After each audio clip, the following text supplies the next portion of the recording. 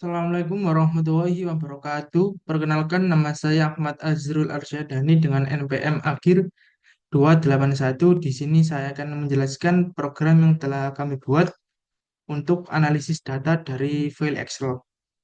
Nah, kita mulai dari line 5 sampai 6. Pada bagian pertama-tama, memuat data dari file Excel menggunakan fungsi read Excel dari Pandas. File ini dibaca dari patch yang telah ditentukan dan data tersebut disimpan dalam sebuah data frame bernama DF. Pada baris 9 kita juga mengaktifkan opsi agar semua baris dapat ditampilkan tanpa terpotong. Selanjutnya kita ke baris 12, baris 11 sampai 12. Nah, pada baris ini setelah data termuat, kita dapat melihat kolom-kolom yang tersedia dalam data frame menggunakan DF kolom. Pada baris ini berguna untuk memberi pengguna gambaran kolom mana yang bisa dianalisis. Nah, hasilnya akan ditampilkan pada baris selanjutnya. Kita langsung ke baris 17 sampai 22. Selanjutnya, program meminta pengguna untuk memilih salah satu kolom yang ingin dianalisis seperti syarat, depth, table, atau price. Proses pengambilan input ini ada pada baris yang telah aku sebutkan sebelumnya, dan input tersebut diubah menjadi huruf kecil lowercase supaya lebih mudah untuk diproses. Jika pengguna memasukkan kolom kolom yang tidak valid, program akan memberikan pesan error pada baris sebelumnya dan meminta pengguna untuk memasukkan kembali kolom yang benar. Kita ke baris selanjutnya, yaitu pada baris 22.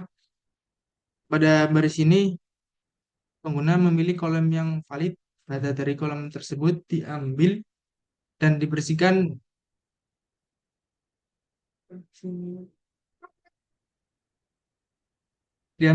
dibersihkan dari nilai kosong atau NaN menggunakan drop NA.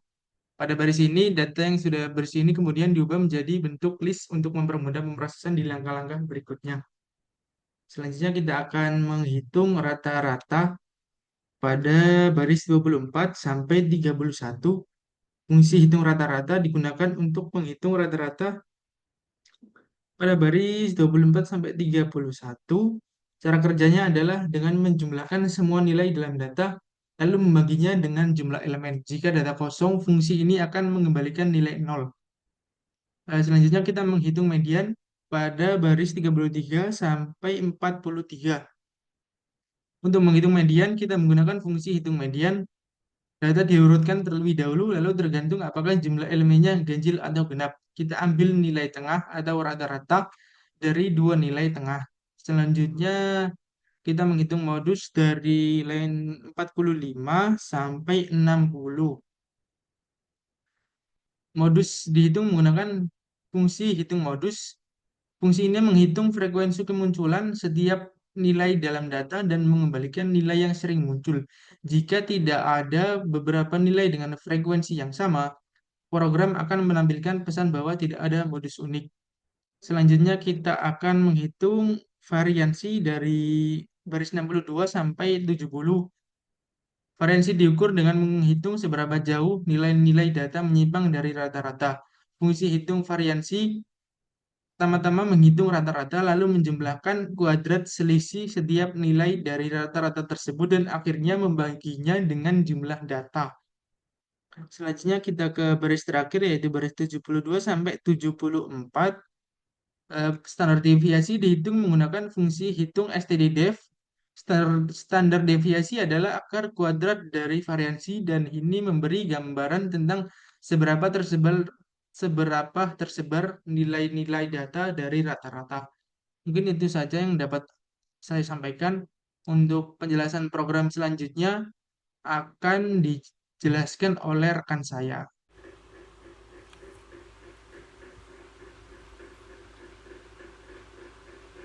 Oke, Assalamualaikum warahmatullahi wabarakatuh.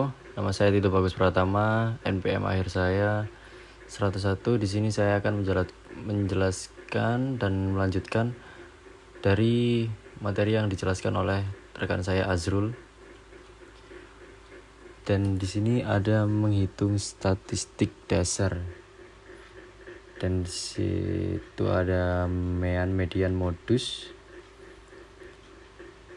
Mean yaitu rata-ratanya ya. Dan median nilai tengah, modus angka yang sering muncul, dan variansi adalah untuk mengukur seberapa jauh penyebaran data dari nilai rata-ratanya.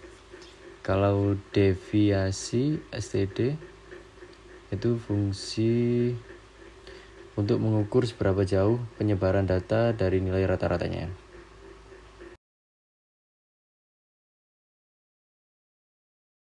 Dan selanjutnya ada fungsi buat normalisasi data biar skala nilainya antara 0 dan 1.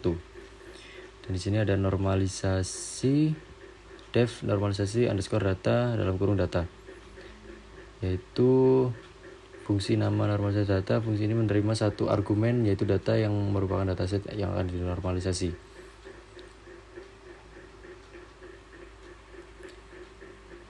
Dan di bawahnya ada nilai underscore min ya, mencari nilai minimum dari dataset dan menyimpannya dalam variabel nilai min. Dan di bawahnya lagi ada nilai max, mencari nilai maksimum dari dataset dan menyimpannya dalam variabel nilai max. Dan di bawahnya ada return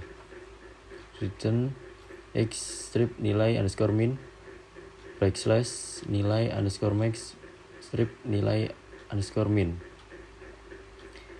Yaitu di sini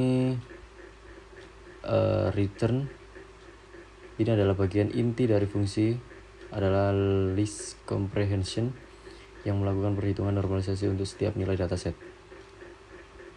Dan x strip nilai min menghitung selisih antara nilai saat x dengan nilai minimum, menghitung nilai rentang nilai dalam dataset. Dan for x in data melakukan perhitungan di atas untuk setiap nilai x dalam dataset. Return mengembalikan list baru yang berisi nilai-nilai yang dinormalisasi. Selanjutnya ada fungsi buat ngitung frekuensi distribusi, yaitu def hitung frekuensi data. Baris ini mendefinisikan sebuah fungsi bernama hitung frekuensi yang menerima satu parameter, yaitu data. Parameter data ini merupakan sekumpulan data yang akan dihitung frekuensinya. Dan tabel frekuensi baris ini membuat sebuah kamus kosong ya, digunakan untuk menyimpan hasil perhitungan frekuensi. Dan for nilai data in data ya, loop ini akan mengulang setiap nilai dalam dataset. Dan if nilai in tabel frekuensi,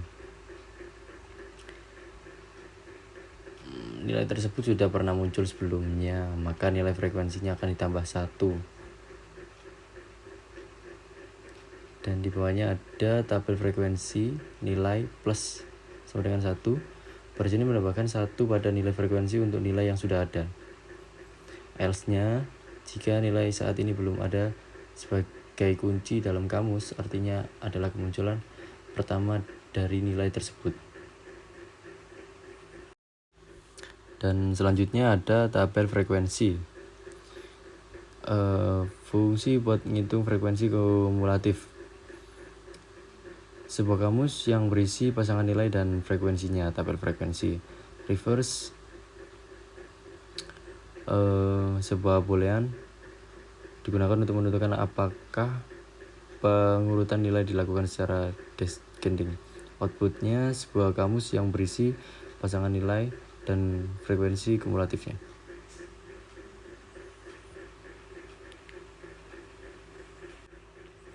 Fungsi buat hitung frekuensi relatif. itu digunakan untuk menghitung frekuensi relatif dari setiap nilai dalam sebuah dataset. Dan di bawahnya lagi adalah fungsi buat ngitung frekuensi kumulatif relatif ya. Inputnya fungsi ini menerima dua argumen, tabel frekuensi relatif sebuah kamus yang berisi pasangan nilai dan frekuensi relatifnya. Ini adalah komentar yang menjelaskan tujuan umum dari blok kode ini, yaitu untuk menghitung berbagai jenis frekuensi. Tabel frekuensi yaitu untuk hitung frekuensi atau data normalisasi, dan total data len data normalisasi. Variabel ini menyimpan jumlah total data. Dan frekuensi kumulatif lebih kecil dan frekuensi kumulatif lebih besar. Dan di bawahnya lagi ada data frame gabungan dari semua hasil hitungan. Komentarnya begitu ya.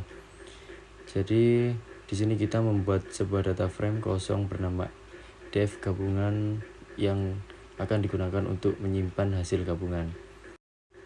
df underscore gabungan indeks sama dengan df underscore gabungan plus 1 sama dengan ini ya, baris ini menambahkan 1 ke setiap indeks dalam data frame. Baik, sekian dilanjutkan oleh rekan saya yaitu Faris. Oke, perkenalkan, nama saya Faris Hakim Wicaksono dengan akhiran NPM 247. Di sini saya akan menjelaskan lanjutan codingan dari teman saya. Yang pertama di sini ada nilai statistik yang sudah dihitung. Di blok sini, di sini ada mean, median, modus, variasi, dan standar deviasi. Di sini gunanya untuk di print atau divisualisasikan saat di print nanti atau saat di run. Selanjutnya ada tabel gabungan hasil dan frekuensi. Nah, di sini saya ingin tabel itu jadi apa ya? Jadi itu kayak nyamping gitu, nggak ke bawah. Karena kalau bawah itu nanti datanya yang di print banyak banget. Oke, yang di atas bakal hilang. Oke, yang selanjutnya di sini ada plot histogram berdasarkan frekuensi kumulatif lebih kecil. Nah, di sini ada untuk histogram ya dari frekuensi kumulatif. Nah, di bawahnya juga untuk yang lebih besar, di bawahnya lagi ya relatif, terus di bawahnya lagi untuk relatif lebih kecil dan relatif lebih besar. Nah, dua di bawah ini itu nanti digabung. Ini kenapa saya gabung gitu. Kalau yang di atas itu histogram, kalau misalnya digabung itu datanya nanti bakal nyaru, nggak kelihatan, nggak enak dilihatnya. Sedangkan kalau yang di bawah ini, kalau misalnya digabung, nah yang di bawah ini kalau digabung itu masih enak dilihatnya. Kalau di atas itu warnanya kalau dijadikan satu nanti sama histogram yang lainnya itu nggak bakal enak dilihat. Nah, jadi gitu alasan saya untuk memisah jadi satu-satu untuk histogramnya. Tapi nanti untuk di print nanti kelihatan lah gimana. Oke, lanjut, coba kita run. Kita run dulu.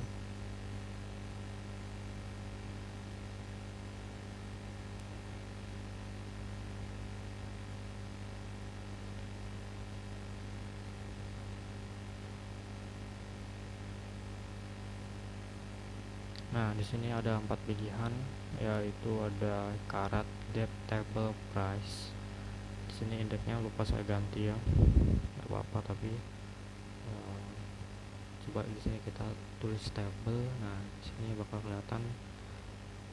Oh, ini nanti dulu. Nah, ini yang pertama di sini ada statistik untuk tabelnya. Ini hasil dari rata-rata, mean, median, modus, variasi, dan standar deviasi. Nah, di bawahnya itu ada normalisasi datanya. Nah, di sini kan kalau di datanya nyamping itu kan kelihatannya enak dilihat gitu. Dan juga kalau misalnya nilai terus ini ke bawah itu bakal makan tempat banget. Mungkin dari yang nilai itu bakal nggak kelihatan lagi. Nah, lanjut di sini ada untuk visualisasi data histogram dari frekuensi kumulatif lebih kecil. Kira-kira gini hasilnya. Kalau dilihat ini datanya ada kenaikan lumayan tajam, terus nyantai, terus tajam lagi gitu. Dan di sini juga bisa kita zoom, kita lihat itu detailnya itu seperti apa gitu.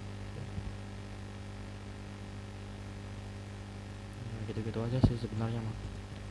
Terus kalau misalnya kalau kita gabung data yang kecil dengan yang besar tadi tuh kayak uh, naik terus ngestak di atas agak lama terus turun, tapi yang turun ini dia nggak turun benar-benar turun terjun ke bawah, bakal dia akhirnya tuh stuck di daerah ya cuma dekat sama atas lah.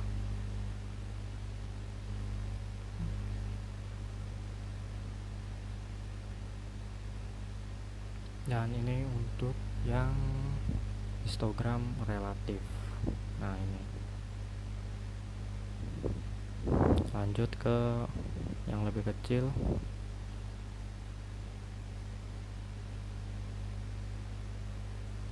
Relatif lebih besar. Dan ini untuk yang ogif relatif, oh enggak, relatif kumulatif, frekuensi kumulatif.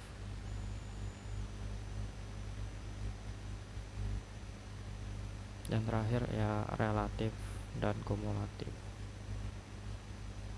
Ya mungkin segitu aja dari saya. Ini juga bisa di zoom ya.